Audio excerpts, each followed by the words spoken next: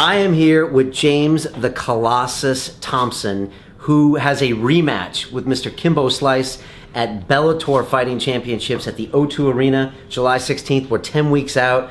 James, how you feeling? I mean, I feel lucky to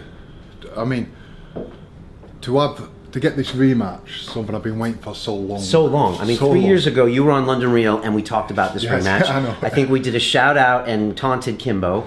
We talked in length about it. When was your last fight with him? Seven years ago. Do you know what I mean? Something right. like that. But the memory's not as good. It's been so long now. Right. This was at Elite XC. It was, at the time, the most watched mixed martial arts fight of all time. And everyone pretty much agrees that the Colossus was easily winning that fight. And all of a sudden, there was a punch thrown in the third round. Yeah. And it popped that ear open, right? Yeah, that's that ear. So that ear, it was cauliflowered up, so there was a blood inside of it. And he punched it, blood went flying out of the ear, and for some reason, the ref decided... Well, that was an excuse. That was the excuse to stop the fight, which in MMA, you never stop a fight from a bleeding ear. You rarely even stop a fight from a bleeding face. Well, yeah. And so what happened there? Well, it's an excuse. I mean, I was up 2 rounds. He did have me on the ropes. He caught me with a good couple of punches, but I'm still on my feet. And as soon as the ear went, which was a terrible mistake not to drain the ear. Yeah, but it was a call you had to make as infection and things like that. Well, that's actually why my trainer said not to drain it because of infection, which he really knows his stuff, but that was a wrong call, but whatever. The ear went, and it was the perfect excuse to stop the fight. It's quite funny actually because the judges' cards, right? The judges had me 10-9, 10-9, 10-9 first round, which I think's fair.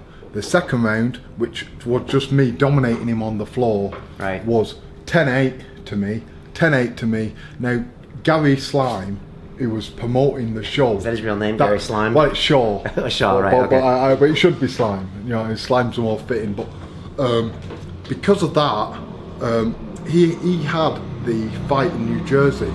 Now, he used to be the boxing commissioner, so he had friends. So one of his friends who he lived right next door to was on the judging. Now that judge gave the fight 10-8 to Kimbo. Right, 4 points difference basically from the one that's okay. 10-8 to Kimbo, right. So that because all right, so the organization was pretty much betting everything on Kimbo, who was the internet sensation. Everybody knew him from these backyard brawls. Yeah. For him to win the fight, and so if he had lost the fight, which he did later, it actually bankrupted the organization, right? It did. Right. It did. The shares. So you got an unfair beef there. Well, I to be completely honest, or honest I can be, Kimbo might have knocked me out. He might have done. I don't know what would have happened. I was on the ropes. He can't move some really good ones. Maybe he would have finished me. Maybe I would have took him down. Maybe. Okay. It's a maybe. I don't know how that fight would have finished. And they took that away from me. After that, I took it really bad. How much does that mess with your head when you know in front of a huge television audience, everyone's watching, the fight of your career, and then it kind of goes wrong, ear explodes, they call the fight. How long did it take you to get over that? Wow. Do you know, I'm still kind of suffering the repercussions of that, but that's down to me.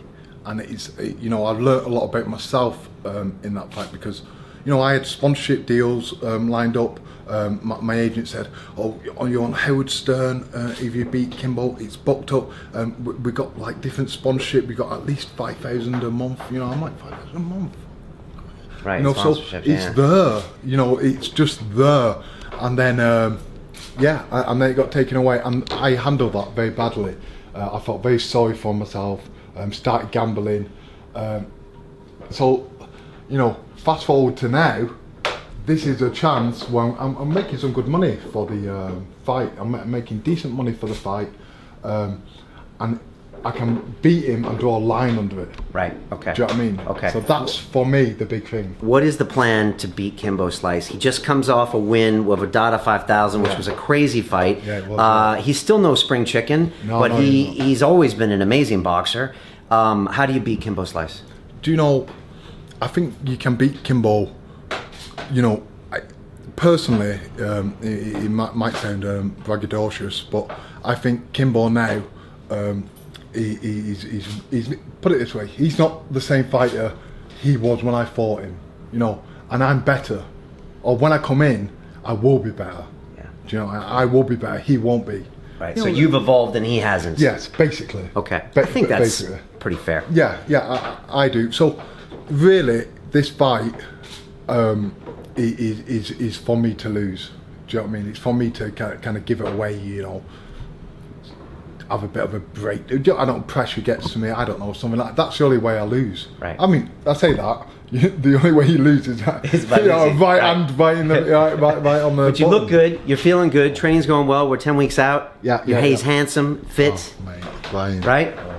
Well, yeah, I agree. You have to convince them, not me, mate. Right. All right, cool. We're going to lock in for a full 2 hours here and talk to James. But Kimbo Slice, look out, because James is coming for you. He's got your number. I'm super excited for you, Mate, it's going to be... I mean, here in London at the O2 with Kimbo, I mean, you must have been doing some goodwill in the world for this to come back at you.